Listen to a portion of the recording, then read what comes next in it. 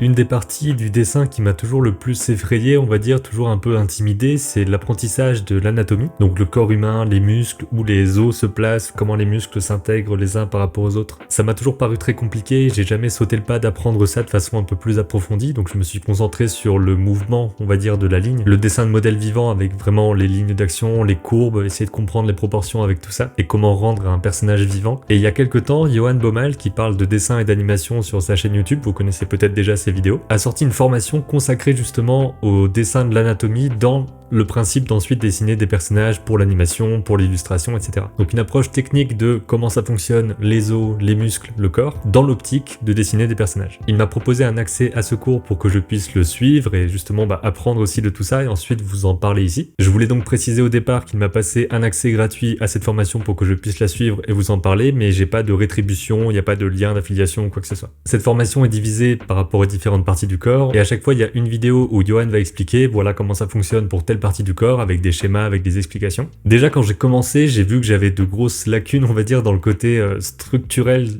vraiment méthodique du dessin de personnage et du corps humain, parce qu'en suivant un des premiers modules avec le dessin de la tête, j'ai fait quelque chose de complètement bizarre qui m'a un peu ramené au dessin que je faisais au lycée par exemple. C'est parce que j'ai vraiment pas l'habitude d'avoir une méthode vraiment très succincte en faisant un cercle pour avoir la base de la tête qu'on va ensuite dupliquer, puis ensuite on va faire passer des demi-mesures, etc. pour mesurer les choses. J'ai quelque chose de beaucoup plus lâché dans mes dessins habituellement et pas de faire des schémas, des structures, etc. Donc mon premier essai était vraiment assez cata et ensuite j'ai voulu me détacher un petit peu de ce côté très méthodique qui peut être très utile pour comprendre les bases bien sûr. Et rien qu'avec le premier module sur la tête, j'ai compris certaines choses comme par exemple la position de la tête par rapport aux épaules, des choses que j'avais déjà remarquées on va dire mais sans les formuler. Le fait que le cou n'est pas un cylindre droit mais qu'il est vraiment penché, que la tête est vraiment penchée vers l'avant, que c'est pas juste au-dessus des épaules comme ça. Et pour ça, il y a plein de petits schémas qui permettent de comprendre assez rapidement les bases, on va dire, les principes fondamentaux de telle ou telle partie du corps. Et ce qui est vraiment très bien, je trouve, c'est qu'il y a une division de différentes façons d'apprendre, à la fois la vidéo avec explication orale et schéma. Ce sur quoi je me suis le plus concentré pour l'instant, c'est vraiment la partie cours, avec des schémas, des explications en texte, des propositions d'entraînement, dessiner des têtes sous différents angles, etc. Et ce qui me plaît beaucoup dans cette partie cours, c'est qu'il y a des comparaisons entre des éléments très simples et des éléments du corps humain, comme par exemple le fait que la pomme d'Adam pourrait être vue comme un cylindre avec une sorte de bec comme sur une brique de lait. Plein de petites choses comme ça pour comprendre par exemple ce qu'est cette forme en V qu'on a en dessous.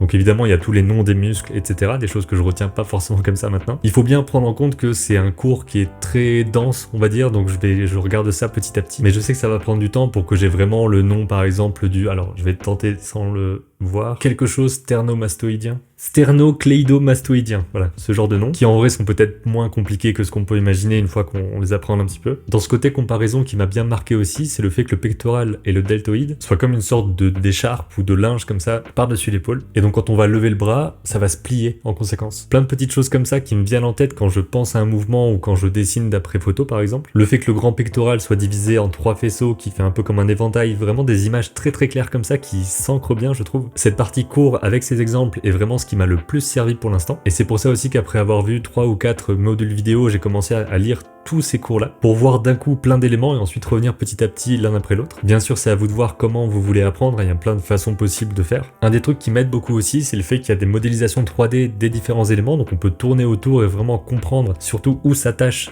les muscles. J'ai l'impression que c'est ça aussi qui peut vraiment aider, c'est de comprendre la relation entre un muscle et l'autre. Et je trouve que ça peut donner une base pour ensuite approfondir et observer des mouvements vraiment sous tous les angles et comprendre un petit peu comment ça marche même sur soi-même. Pour les muscles plutôt externes évidemment, on va pas aller fouiller. C'est important de savoir où sont accrochés les muscles pour savoir comment est-ce qu'ils vont être gonflés ou détendus, à partir de quelles extrémités. Il y a également des photos, mais vous pouvez le faire avec des photos de modèles vivants que vous trouvez aussi ailleurs. En gros, de prendre ces photos, de les mettre en transparence et de dessiner les muscles par au-dessus. Et il y a quelques exemples de correction pour voir si on a réussi ou pas. Il y a aussi une communauté sur Discord où on peut discuter avec les autres membres du cours. Donc ça c'est vraiment cool parce qu'on peut avoir des avis extérieurs, voir comment un peu les autres fonctionnent, voir aussi quand ça va pas et qu'est-ce qui peut débloquer la situation. Une des choses qui m'a bien aidé aussi, c'est le fait de prendre un peu de recul par rapport à ça, de me dire que j'ai pas besoin de tout faire d'un coup. Ça peut vraiment être une sorte d'encyclopédie, on va dire, qu'on garde sur le côté, qu'on regarde pour vraiment étudier les choses, répéter. On peut regarder plein de fois la même vidéo pour comprendre les choses, revenir dessus quelques semaines après et réessayer les exercices. Et ça m'a vraiment débloqué petit à petit plein de connaissances connaissances sur l'anatomie. Et c'est un peu comme quand j'ai commencé à faire de la modélisation 3D, je commençais à tout voir un petit peu en modélisation, en me disant tiens cette lampe là, comment est-ce que je pourrais la modéliser? Ce bâtiment, comment je pourrais le modéliser? On commence à voir tout en face en fait, en face 3D. Et ça me fait un peu cet effet là aussi d'apprendre la morphologie, l'anatomie et de comprendre en fait le corps humain. Quand j'observe un mouvement, je comprends un petit peu mieux, pour l'instant je suis vraiment au début, mais je comprends un petit peu mieux comment ça fonctionne à l'intérieur. Bien sûr à côté, beaucoup d'observations, faire du modèle vivant, etc. Ça va être très important pour consolider en gros ces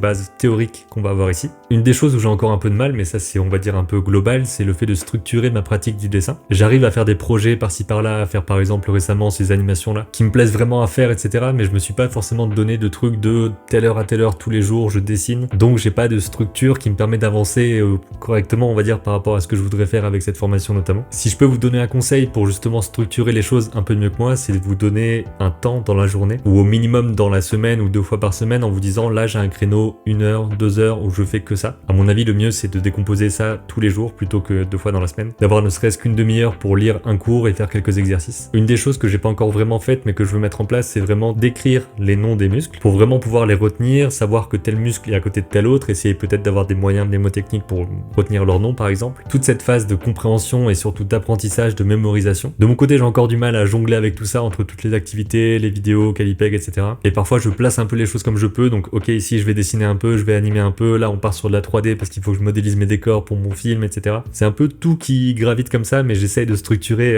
de loin on va dire comme je peux, et le tout c'est d'avancer sur quelque chose un peu tous les jours, même si c'est pas forcément le même domaine. À mon avis cette formation c'est vraiment une bonne porte d'entrée pour décompresser un petit peu, enfin c'est pas le terme que je cherche, pour démystifier on va dire le côté très complexe de l'anatomie, parce qu'on n'est pas forcément dans quelque chose de non plus médical. On va pas aller s'intéresser à tous les nerfs ou je ne sais quoi, c'est vraiment les choses qui vont nous servir à comprendre le volume d'un corps dans le mouvement et dans le dessin en général. Disons qu'en regardant ces vidéos, en lisant les cours, j'ai un peu moins le côté c'est très compliqué. Je comprends que c'est plein de petits principes simples mis les uns avec les autres. Un peu comme l'animation finalement, il n'y a rien de très très complexe. C'est juste que c'est plein de principes mis les uns avec les autres et qu'il faut réussir à maîtriser et à mettre en forme. Donc voilà, je dirais que ça pourrait vous aider à dédramatiser un petit peu ça. Je précise que j'ai pas encore vu tous les modules, j'ai pas fait tous les exercices, mais j'ai déjà fait une bonne moitié et l'autre moitié je l'ai déjà survolé, et dans tous les cas je pense que je reviendrai aller-retour sur les différents modules. Donc je pense qu'on le répétera jamais assez, avoir des bases techniques vraiment sur le côté réaliste, dessin du corps humain, donc modèle vivant, etc., le fait de comprendre la perspective, le fait d'avoir une bonne base sur la théorie aussi de la lumière et des couleurs, quelque chose de très sur le réaliste, ça va complètement aider et nourrir le fait de styliser ensuite, de déformer ces codes-là, qu'on doit connaître au départ pour ensuite les exagérer, les déformer et en faire autre chose, qui soit crédible. Encore une fois, c'est le maître mot, je pense, crédible, pas forcément réaliste. Je suis très curieux de savoir si vous avez vous-même une sorte de méthode pour apprendre la morphologie, l'anatomie, si vous avez des blocages en particulier, si certaines techniques ou méthodes vous ont justement débloqué dans cet apprentissage-là. Vous me dites tout ça en commentaire, je vous mets un lien en description pour aller vous renseigner sur la formation d'Yoann, et voir sa chaîne YouTube aussi qui a plein de bonnes vidéos sur le dessin et l'animation. Il a commencé une série sur les 12 principes de l'animation, et ça c'est vraiment bien parce que c'est le genre de choses que j'avais pensé à faire, mais je pense que je le ferai pas d'une façon aussi complète que lui sur le coup. Donc allez voir tout ça, j'espère que cette vidéo vous a plu et que ça vous donne envie aussi d'apprendre plus la morphologie, l'anatomie, dessiner le corps humain pour le comprendre. Je vous dis à bientôt pour une prochaine vidéo, et d'ici là, comme d'habitude, créez vos images et racontez vos histoires.